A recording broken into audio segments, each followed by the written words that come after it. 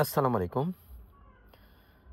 আমাকে অনেকেই প্রফেশনালি জিজ্ঞেস করেন যে সিডার কি এবং ভিনেগার কি? আমরা যারা সায়েন্সের স্টুডেন্ট আমরা ইন্টারমিডিয়েটে পড়েছি যে ভিনেগার কি জিনিস? ভিনেগার হচ্ছে এটি 7% অফ অ্যাসিটিক অ্যাসিড অর্থাৎ 7% অ্যাসিটিক অ্যাসিড 7% এর জলীয় দ্রবণকে আমরা সাধারণত ভিনেগার বলে থাকি। তো আমরা কেমিস্ট্রি যখন পড়েছি তখন আমরা দেখেছি যে ভিনেগারটা আসলে কিভাবে তৈরি হয়। ভিনেগারটা আমরা সাধারণত তৈরি করে থাকি শিল্পে অ্যালকোহল থেকে। অ্যালকোহলের মধ্যে যদি এটাকে অক্সিডাইজড করা হয় তখন এটা অ্যাসিটিক অ্যাসিডে রূপান্তরিত হয় CH3 COOH আর ইথাইল অ্যালকোহলকে আমরা বলে থাকি বা ইথানলকে আমরা বলে থাকি CH3 CH2OH। এটাকে যখন আমরা অক্সিজেনের সাথে রিয়াকশন করব তখন CH3 COOH এবং ওয়াটার তৈরি হয়ে থাকে। অর্থাৎ এই যে অ্যাসিটিক অ্যাসিড, এই অ্যাসিটিক অ্যাসিডের জলীয় দ্রবণটাই হচ্ছে ভিনেগার। অর্থাৎ ভিনেগার তৈরি করতে গেলে আপনাকে প্রথমেই যেটা করতে হবে সেটি হচ্ছে অবশ্যই আপনাকে অ্যালকোহল লাগবে। ভিনেগার তৈরি করতে গেলে অ্যালকোহল লাগবে। এই অ্যালকোহলের আরেকটি নাম হচ্ছে সিডার। সিডার, ওয়াইন এ দুটো একই জিনিস। ডিফারেন্সটা হচ্ছে এটাই যে সিডার তৈরি হয় অ্যাপল থেকে আর ওয়াইন তৈরি হয় হচ্ছে গ্রেপ থেকে। দুটাই হচ্ছে ফার্মেন্টেড উপাদান। অর্থাৎ অ্যাপল জুসকে পচানো হয়, যেটা পচায় ওখান থেকে অ্যালকোহল তৈরি। আমরা জানি যে গ্লুকোজের মধ্যে যদি ইস্ট দেওয়া হয় এবং এটা যদি রেখে দেওয়া হয় তাহলে ইস্টের রিয়াকশনের কারণে এটা থেকে অ্যালকোহল গ্লুকোজ রূপান্তরিত হয়ে অ্যালকোহলে পরিণত হবে। এটা হচ্ছে আমরা যারা সায়েন্স স্টুডেন্ট, যারা আমরা কেমিস্ট্রি পড়েছি আমরা কিন্তু এটা জানি। তো এখানে আমরা যেটা দেখতে পাই যে যুক্তরাজ্যে এই যে সিডার যেটা বিক্রি হয় এই সিডারে অ্যালকোহলের মাত্রা থেকে 1.2 থেকে 8.5%। নর্থ আমেরিকায় যদিও আপেল সিডারকে তাজা বলা হয়, আবার অনেক সময় এটাকে হার্ট সিডার বলা হয়ে থাকে। এছাড়া আপেলের মতোই দেখতে আরেকটা ফল আছে আমরা জানি, সেটার নাম হচ্ছে নাশপাতি। এই নাশপাতিকে যদি গাজন করে সিডার তৈরি করা হয় তাহলে সেটি হচ্ছে বলা হয় পেরি। হ্যাঁ, তাহলে একটা হচ্ছে সিডার গেল, একটা ওয়াইন গেল, আর একটা হচ্ছে পেরি। আপনি যেটাই বলেন সেটাই হচ্ছে সিডার, এবং সিডারের বাংলা অর্থই হচ্ছে অ্যালকোহল। আর যদি বাংলাদেশে আপনি ভাতের মাড় থেকে তৈরি করেন অথবা আপনি যদি ভাত থেকে তৈরি করেন, আলু থেকে তৈরি করেন, তাহলে ওটা হয়ে গেল বাংলা মদ, সোজা কথা। তাহলে সিডার শব্দের অর্থটা আমরা তাহলে জানতে পারলাম, এটা শব্দের অর্থ হচ্ছে এটাই অ্যালকোহল, অ্যালকোহলযুক্ত পানি, এবং এটার মধ্যে অ্যালকোহলের পরিমাণ নির্দিষ্ট করে রাখা হয় 1.2% থেকে 8.5%-এর মধ্যে, এবং এটার উৎপাদনের ক্ষেত্রে যেটা যুক্তরাজ্যের অ্যালকোহল, তামাক এবং কর বাণিজ্য ব্যুরোর ফেডারেল লেভেলিং অনুযায়ী শুধুমাত্র গাজানো আপেল ও নাশপাতিকে সিডার লেবেল করা যেতে পারে। অর্থাৎ আপনি সিডার যদি বলেন তাহলে অবশ্যই সেটার প্রোডাকশন হতে হবে আপেল থেকে অথবা নাশপাতি থেকে। নর্থ আমেরিকায় নাশপাতিটা যেটা হয় সেটা পেরি বলা হয়, আর যদি আপনি গ্রেপ থেকে তৈরি করেন সেটার নাম হয়ে যায় ওয়াইন। তাহলে আমরা এখানে জানতে পারলাম 1 নাম্বার হচ্ছে সিডার কি জিনিস, ভিনেগার কি জিনিস। কথাটা কিন্তু বোঝার চেষ্টা করেন যে ভিনেগার তৈরি করার জন্য আপনাকে অ্যালকোহল তৈরি করতেই হবে। অ্যালকোহল না তৈরি করলে আপনি ভিনেগার তৈরি করতে পারবেন না। তাহলে আপনার এই যে অ্যালকোহল তৈরি করে আপনাকে ভিনেগার তৈরি করতে হবে। অর্থাৎ এখন এইখানে সাধারণত ভিনেগারটা আমরা কি কাজে ব্যবহার করে থাকি?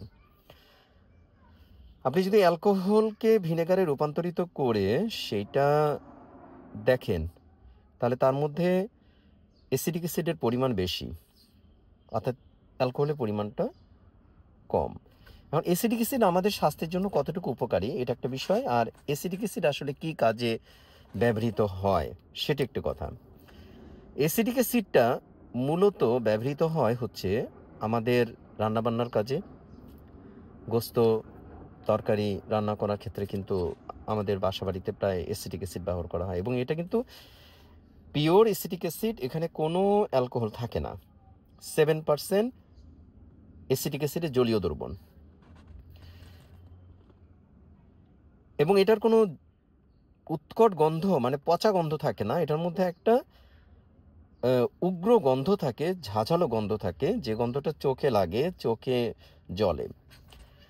এখন অ্যাসিটিক অ্যাসিডের কোনো উপকারিতা আমার শরীরে আছে কিনা, অ্যাসিটিক অ্যাসিড উপকারিতাটা আমি পরে আলোচনা করছি। তার চেয়ে বড় উপকারিতাটা আপনাকে আমি বলি যে আসলে অ্যাসিটিক অ্যাসিড আর কী কী কাজে লাগে রান্নার কাজে। আরেকটা হচ্ছে ম্যাটেরিয়ালস পরিষ্কার করতে, যেমন আপনার বাথরুম পরিষ্কার করতে অ্যাসিটিক অ্যাসিড খুব ভালো কাজ করে, কারণ এটাতে acid. You will have to know that it is acid. কেউ যদি বলে এটা খাওয়া যাবে, এটা সাইড ইফেক্টও আমি বলবো আপনাদেরকে। তাহলে অ্যাসিটিক অ্যাসিডের আপনার দিয়ে আপনি বাথরুম পরিষ্কার করতে পারবেন, চকচক করবে। আপনার ঘা পরিষ্কার করতে পারবেন। হ্যাঁ, আমরা কিন্তু সার্জারিতে এটা ব্যবহার করে থাকি। পচা শরীর, পচা ঘা, ওখানে আপনি দিলে এটা পরিষ্কার হয়ে যাবে। এটা একটা অ্যাসিড। এখন আমার শরীরের জন্য অ্যাসিড কতটা জরুরি? আমার শরীরের জন্য অ্যাসিড জরুরি না, কারণ আমার শরীর অলওয়েজ অ্যালকালাইন। আমার শরীরের অ্যালকালাইনিটি মেনটেন করার জন্য দুইটা বড় বড় যন্ত্র আল্লাপাক দিয়েছেন, একটা হচ্ছে ফুসফুস আর একটা হচ্ছে কিডনি। কিডনির কাজ হচ্ছে অলওয়েজ আপনার শরীর থেকে অ্যাসিড বের করে দিচ্ছে, কারণ আপনি যা খাচ্ছেন তা প্রায় অ্যাসিডে রূপান্তরিত হয়। আপনি যে বাতাসটা নিচ্ছেন সেটা রক্তে যাওয়ার পরে হাইড্রোজেন তৈরি করে থাকে, এগুলো হচ্ছে অ্যাসিড। তাহলে আপনি অ্যাসিড যখন খাবেন, পেটের ভিতরে যে স্টোমাক, এই স্টোমাকটা কিন্তু পুরো অ্যাসিড মিডিয়া। এখানে অ্যাসিডের ঘনত্ব হচ্ছে এত বেশি যে ওই অ্যাসিডের মাত্রা, ওই অ্যাসিডটা যদি আপনার হাতে দিয়ে আপনার হাত জ্বলে যাবে। তো তার মধ্যে আপনি অ্যাসিড প্রশমিত করার জন্য আমরা দিয়ে থাকি অ্যান্টাসিড, গ্যাস্ট্রিকের ওষুধ, যেন অ্যাসিডটা কম তৈরি হয়। সেখানে আপনি কিন্তু যদি ভিনেগার খান, তাহলে কিন্তু কি হবে, আপনার পেটের মধ্যে জ্বলন আরও বাড়বে, আপনার অ্যাসিডিটি বেড়ে যাবে। অ্যাসিডিটি প্রশমিত হবে না। এটা কেউ যদি বলে অ্যাসিডিটি প্রশমিত হবে, ইটস রং, বিকজ আপনার মেটাবলিক অ্যাসিডোসিস ডেভেলপ করবে, এবং মেটাবলিক অ্যাসিডোসিস যদি ডেভেলপ করে আপনার কি অবস্থা হতে পারে আপনি জানেন?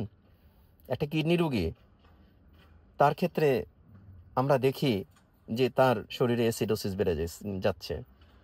তাহলে তাকে আমরা কি দেই? তাকে আমরা হচ্ছে বেশি বেশি করে এইটা সোডিবাইকার্ব দিয়ে থাকি তার অ্যাসিডিটি কমানোর জন্য। উল্টা আমি কি তাকে এখন ভিনেগার খাওয়াবো? নো।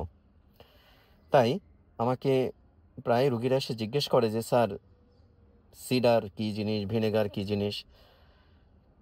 তো আমি আপনাদেরকে এই জিনিসগুলো একটু ডেসক্রাইব করে দিলাম। আর সিডার কিন্তু এটা অ্যালকোহল, এখানে কোনো মানে কনফিউশনের কিছু নাই।